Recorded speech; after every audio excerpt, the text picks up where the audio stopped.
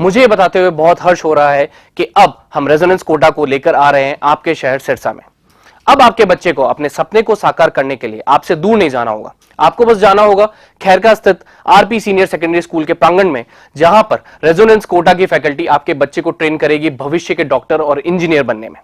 सभी प्रमुख परीक्षाएं जैसे JEE Main, JEE Advanced, NEET UG, AIIMS, international olympiad, NTSC, KVPY, CA, CS, CMA, CLAT, Resonance ने गुणवत्ता और मात्रा दोनों में अच्छे परिणाम देकर खुद के लिए एक नाम बनाया है। अधिक जानकारी के लिए आप डबवाली रोड स्थित RP senior secondary school visit कर सकते हैं या कॉल कर सकते हैं नीचे दिए गए नंबर पर। अब होंगे सपने साकार। धन्यवाद। नमस्कार, स्वागत है आपका के हरियाणा पे। मैं हूं आपके साथ रमेश जाखड़। लगातार यात्रा जो है वो मेरे खुद के गांव बरोखा के अंदर जो है वो पहुंची हुई है। तो ऐसे में सुनैना चौटाला से बातचीत की और उसके बाद अभी करण चौटाला मेरे साथ मौजूद है। लेकिन उससे पहले मैं आपको तस्वीरें एक बार दिखाना चाहूँगा पैन कैमरा से कि बरोखा गांव के अंदर इस यात्रा को पहुंचने पे जो है वो भारी उत्साह के साथ युवा पीढ़ी जो है वो लगातार इस यात्रा की अगुवाई करती हुई दिखाई दे रही है। चलिए अब करण चौटाला जी हमारे साथ मौजूद हैं, जो कि जिला परिषद के चेयरमैन हैं। उनसे बातचीत करते हैं कि आखिर वो क्या कुछ कहते हैं यात्रा को लेकर के।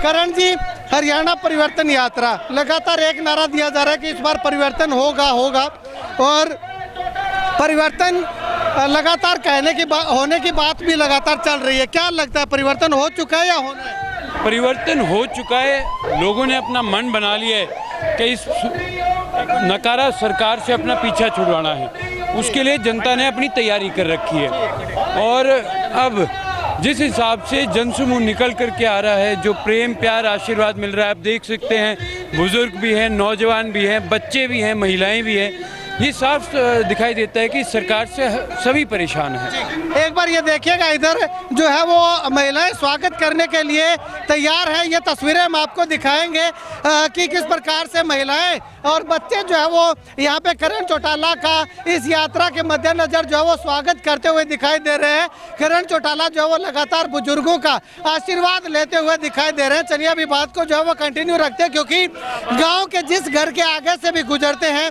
उसी घर के आगे से जो है वो करण चौटाला और इस यात्रा को इतना जो है वो प्यार, प्रेम और समर्थन जो है वो मिलता हुआ दिखाई दे रहा है। करण जी, अब अगर बात करें पूरे लगभग 55 विधानसभा आज शायद कंप्लीट हो जाएंगी यात्रा को, तो मुख्य तौर पे जो है वो लोग क्या शिकायत, क्या गिला जो है वो करते? देखिए, अगर मैं सारे हरियाणा की बात करूं जहां से अभी तक यात्रा निकली है, तो जो मूलभूत सुविधाएं हैं, रोजी रोटी, कपड़ा, मकान, और आज के दिन सबसे ज़्यादा जो दिक्कत अगर कोई दो चीज़ों में हमारे आगे आई है वो है शिक्षा और स्वास्थ्य में। ना स्कूलों में टीचर्स हैं, ना ही हॉस्पिटल में प्रॉपर डॉक्टर हैं। और एक ख़ास तौर पर जो हमारे को मेवात, पलवल, झज्जर, महेंद्रगढ़ इस इलाके में समस्या सामने आई, वो थी पीने के पानी की। और ये सिर्फ वहाँ नहीं, यहाँ पर भी अपने इलाके में भी कई गाँवों में ये दिक्कत है। और सिरसा में जहाँ जहाँ गया, क्योंकि यहाँ के लोगों ने मुझे जिला परिषद का चेयरमैन बनाया है, तो कई ऐसी समस्याएं हैं जो गांव वालों ने आगे रखी।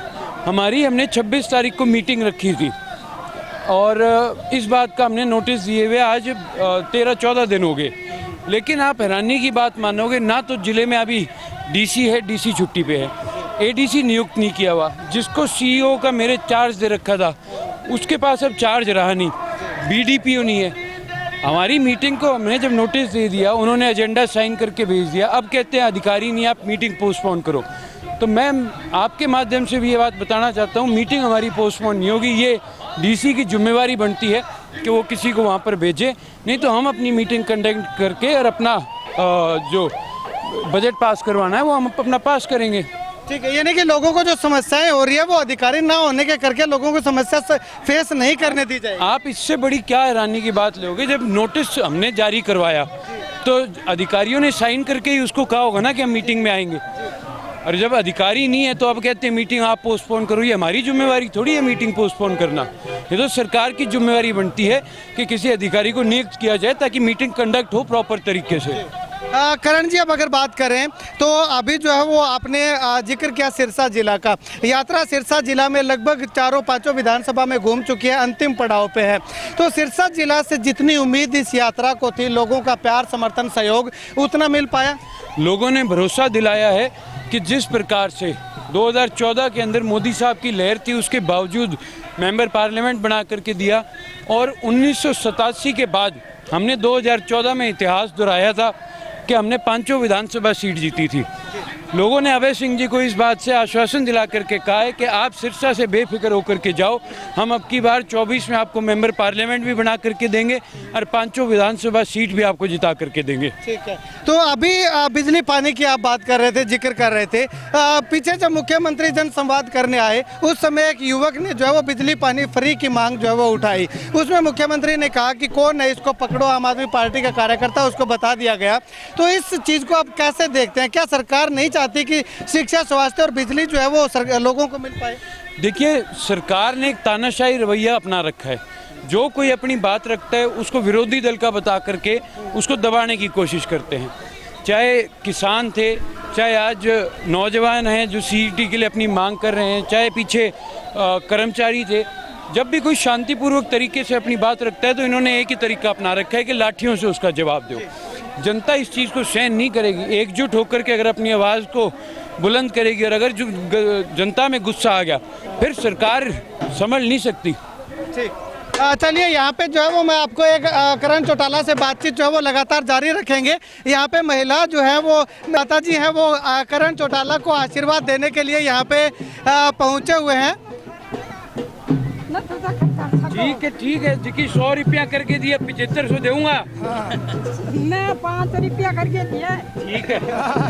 तो ये देखिएगा, लगातार जो है वो करण चौटाला से बातचीत जो है वो लगातार जारी रखेंगे। कैमरा सहयोगी से गुजारिश करूंगा थोड़ा आगे आए, कुछ सवाल जो है वो करण चौटाला से और करने, लेकिन उससे पहले मैं गांव के लोग जो है वो यहाँ पे स्वागत कर रहे हैं, क्योंकि बीच में जो है वो लोग जिस प्रकार से उम्मीद लगाए बैठे कि करण चौटाला उनके पास आए, तो वो जो है वो रोकना नहीं चाहते। तो ऐसे में देखिएगा ढोल नगाड़ों के साथ जो है वो करण चौटाला का यहाँ पे इस यात्रा का भव्य स्वागत जो है वो लगातार किया जा रहा है।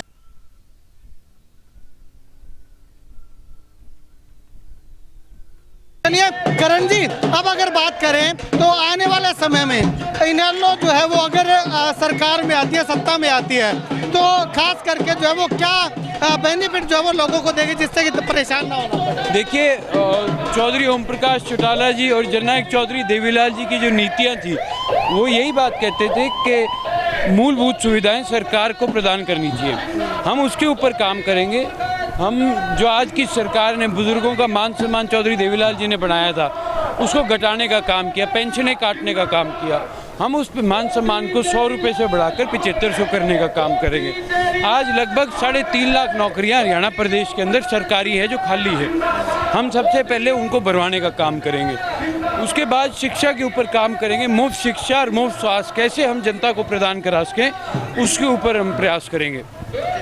तो यात्रा की अगर अब यहाँ पे देखिएगा, ये गांव की मुख्य चौपाल में जो है वो करण चौटाला, क्योंकि पूरा गांव जो है वो लगातार जहाँ पे सभा होनी है उस सभा स्थल तक जो है वो पहुँच चुका है। तो ऐसे में लगातार मैं आपको पीछे कैमरा जो है वो करके दिखाना चाहूँगा। लगातार जो है वो देखिएगा तस्वीरों में कि काफ़ी अच्छा भव्य स्वागत जो है वो यहाँ पे इस यात्रा का लगातार गांव के लोगों के द्वारा किया जा रहा है। करण जी, अब अगर अंत में बात करें तो यात्रा से जो है वो कितना का आपको लगता है कि परिवर्तन हो पाएगा?